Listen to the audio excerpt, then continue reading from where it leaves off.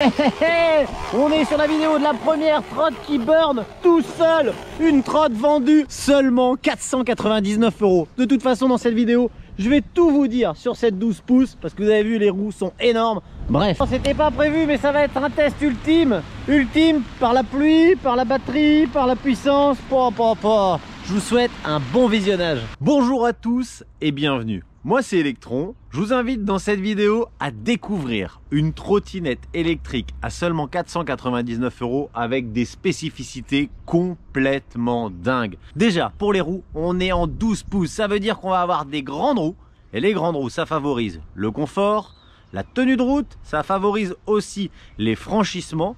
Donc on va voir ça dans la vidéo, mais avec des roues en 12 pouces, déjà on annonce un peu la couleur. Le petit défaut des 12 pouces, c'est que ça va prendre un peu de place. De toute façon, dans cette vidéo, on va tout voir. On va d'abord regarder comment je l'ai reçu, dans quel état et ce qu'il y avait dans le carton. Dans un deuxième temps, on va regarder ensemble toutes les spécificités. L'état général de la machine, comment elle est conçue, comment elle freine, où est placé le moteur, sa puissance, son autonomie. Bref, on va tout éplucher.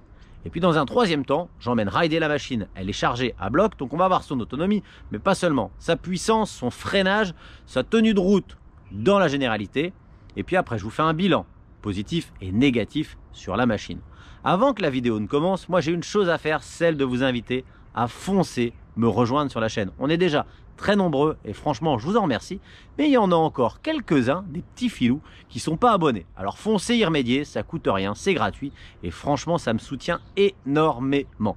Si par contre vous voulez une alerte à chaque fois que je sors une nouvelle vidéo, eh bien vous activez la petite cloche et là vous verrez ma ganache et le produit que je présente systématiquement dans le cours d'actualité de votre YouTube. Allez, ce que je vais faire tout de suite, moi, c'est envoyer le générique. Allez, on est parti, on regarde ce que j'ai dans le carton. Et là, sans surprise, on a une trottinette bien emballée. Sur le côté gauche, il y a un petit carton assez discret qui va renfermer un chargeur de 42 volts et de 2 ampères-heure. Et c'était le minimum, puisque vous allez voir qu'on embarque une batterie assez conséquente pour le prix de la machine. On a une prise européenne et une prise si on part en vacances en Chine. Un petit keps, une clé de 17-14, les petites vis pour le guidon et la petite BTR, la grande BTR. Et la notice de notre trottinette A41 12 pouces. Et ça c'est bon. Bon, sauf qu'elle est en anglais et qu'on nous dit déjà de ne pas rouler sous la pluie. Si, c'est juste là. It's not recommended driving on the rain. Et pardonnez-moi mon anglais vraiment approximatif. Et puis comme je parle pas anglais, t'as même les petits dessins. Cool. Et s'il y en a à qui ça ne parle pas des roues en 12 pouces, regardez, c'est monstrueux. Ce sont des bons pneus typés route avec chambre à air. Donc côté confort, on va pas être en reste.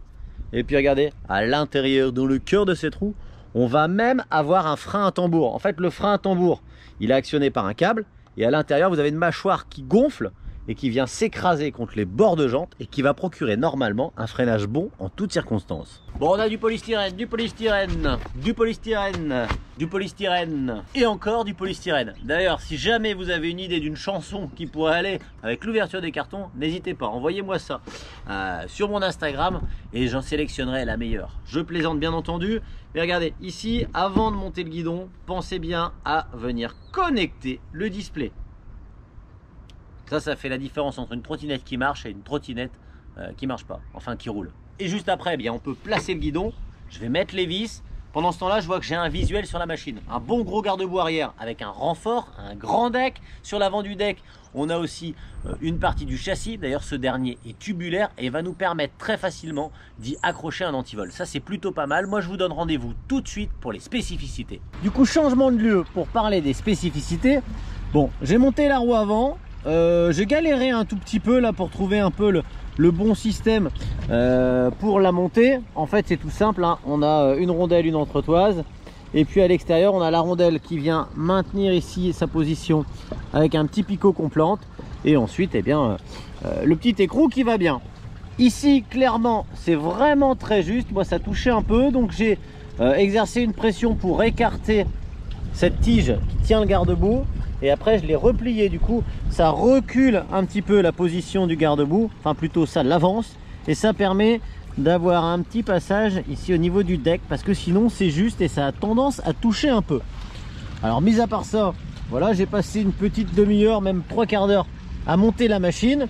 Et puis ce matin, je l'ai pris pour faire le test autonomie et malheureusement, je suis tombé sous une averse. Du coup, à l'avant, zéro projection. On a les pieds bien au sec.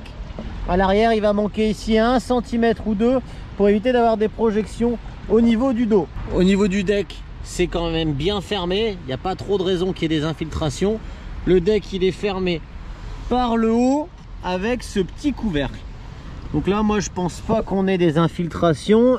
Ici, au niveau du passage du câblage pour le feu, c'est assez propre. Il y a un petit joint en caoutchouc noir qui va empêcher les remontées d'eau.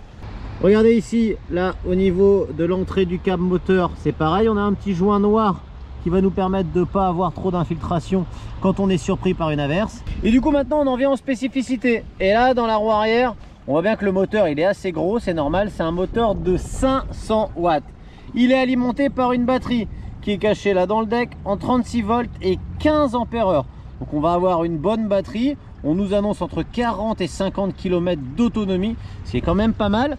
On nous annonce aussi une vitesse de pointe pouvant aller jusqu'à 35 km/h. Côté poids, eh bien c'est un beau bébé et elle pèse 21,5 kg. C'est clairement pas mal. En même temps, on embarque un gros moteur, des grandes roues en 12 pouces. D'ailleurs, ces grandes roues en 12 pouces, ce sont des roues avec des pneumatiques à chambre à air. On voit que le dessin, il est très typé route. Vous l'avez vu, je me suis fait surprendre par une averse. Et bien clairement, ce pneumatique tient très bien la route. On voit en son centre qu'on a un frein à tambour, donc mécanique, à câble. Clairement, j'ai galéré un petit peu pour le régler parfaitement aux petits oignons. Il freine correctement. À l'arrière, on a également un frein à tambour qui freine plutôt fort, surtout qu'il est couplé avec le frein électromagnétique. Donc quand on actionne le levier du frein avant, à l'avant, on a le frein à tambour que je viens de vous montrer, plus le frein électromagnétique. Pour actionner le tambour arrière, eh bien, on actionne l'autre levier. Et là, on a un frein assez puissant au niveau de la roue arrière. Pendant que j'étais là-haut, j'aurais dû vous montrer tout de suite le petit cockpit avec le kilométrage instantané, le mode engagé. Si on allume ou non les lumières, des lumières qui sont un petit projecteur à l'avant, relativement puissant. Une LED, un petit peu comme d'habitude, qui va clignoter quand on freine. Pendant qu'on est là, je vous montre un peu le garde-boue arrière qui est énorme. C'est vraiment dommage qu'il n'y a pas le centimètre ou deux de plus pour éviter d'avoir l'eau qui va remonter par l'arrière. Je reviens au niveau du cockpit avec un niveau de batterie. Là, j'ai déjà effectué à peu près 10 km. J'ai perdu 2 bûches. Mais ces 10 km que j'ai fait, ils étaient à toc à 35 km/h. Donc c'est un peu normal que je consomme un petit peu. Ici, là, quand je tourne cette partie-là, on a une sonnette très bien intégrée. On a des poignées plutôt agréables qui donnent un bon grip. Il manque quelques centimètres en largeur de guidon puisque la trottinette, elle roule quand même assez vite. Puis là, vous voyez sous le côté, si vous scannez ça, eh bien, vous avez accès à une application. Niveau encombrement, on est à 1,20 m entre là et là. On reste sur une machine qui prend un peu de place, même pliée. Je vais vous montrer d'ailleurs le pliage. Ici, vous voyez le petit bouton rouge qui me permet de déloquer. Là, on a le crochet. Et quand on a déloqué, eh bien, ça va venir ici se plier. Et la machine pliée, eh bien, elle prend un peu de place. En plus, la partie de la colonne qui est pliée, elle n'est pas bloquée sur la partie arrière de la machine. Donc voilà, ça peut nous permettre de ranger la machine, mais certainement pas de la porter, ou alors il faut la prendre autrement. D'ailleurs, il manque aussi une petite poignée à l'arrière pour la porter. Ici à l'avant, on a des bonnes prises. Le deck, il est bien large. Là, on a un grip sans prétention qui fait carrément bien le taf. On a un plateau.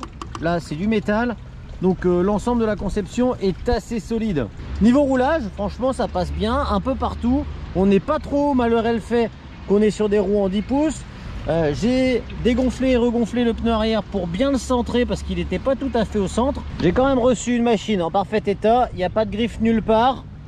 Là, il y a une petite salissure. Je la nettoierai, j'aurais préféré que ce soit nickel. On voit bien qu'on a des passages de câbles à chaque fois avec des petits caoutchoucs. Il y a des gaines pour cacher les câbles. Le petit caoutchouc pour cacher le système de câblage du frein à tambour à l'avant. À l'arrière, c'est un petit ressort. Bon, pour la finition, on lui mettra 3 sur 5.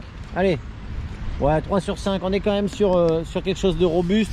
La peinture noire satinée, elle est pas mal. Ici, la partie haute du guidon, elle tient avec 6 vis. On a un bon petit spot LED ici en plein milieu. Il y a même des petits cache-vis ici ou là. Alors la position des freins, elle est légèrement relevée. J'aurais préféré baisser un petit peu ici le levier de frein. En tout cas, vous avisez pas de desserrer celle-là pour les baisser, puisque ici on a le passage du câble. Je vais voir par contre si là sur l'avant, on arrive à tourner légèrement le guidon pour avoir des freins un peu plus vers le bas, parce que là on a les mains un peu relevées. Au niveau du châssis, c'est un peu lourd. Quand on projette un peu la machine au sol, on voit bien qu'il n'y a pas grand chose qui claque, c'est bien fixé à l'avant comme à l'arrière. Eh bien, je vous propose le petit test accélération qui va bien. Là, je suis à 0. 3, 2, 1, accélération. Alors, on est sur des grandes roues, ça démarre pas tout de suite. On est déjà à 10, on est déjà à 25. Alors, ça démarre bien. Et pour les curieux, je vais vous proposer de faire le petit déroulé. Je vais vous mettre juste le compteur sur route fermée, du 0 à plein pot, histoire de voir la vitesse max. On est aux alentours des 35 km/h, c'est plutôt pas mal. Quand on se met en mode D, on est à 25 km/h. Quand on se met en mode sport, eh bien, je vous l'ai affiché là, on est aux alentours des 35 km/h, peut-être même un petit peu plus. Elle a une très bonne vitesse de pointe. On sent bien qu'on va pas lâcher une main quand on est à fond, mais par contre on a une bonne qualité de roulage, elle passe bien les obstacles, etc., etc. Pour le test freinage, je vais me mettre à 25 km/h, c'est parti. Bon, freinage plutôt mou, et en même temps, regardez, j'ai laissé des traces ici au moment de mon freinage. Eh bien, je dois avoir 4 mètres, donc c'est dans la moyenne des trottes plutôt compactes. On n'a pas un freinage violent, hein. Il va falloir attendre que le système de freinage à tambour se rôde un peu. Il va peut-être même falloir que je revienne un peu sur le réglage du frein avant. Maintenant, dans l'ensemble, pour la 25 km/h, il y en a assez. Quand on roule à 35 km/h, ça freine aussi bien. Mais voilà, il manque cette petite finesse de freinage. Et pendant mon ride, là, il y a une petite montée. Je vais en profiter pour faire un test. Je suis à 0 km/h. Ça monte correctement. Hop, j'accélère. Et comme on est sur des grandes roues, eh bien, le démarrage à 0 à 5 km/h, c'est tout cool.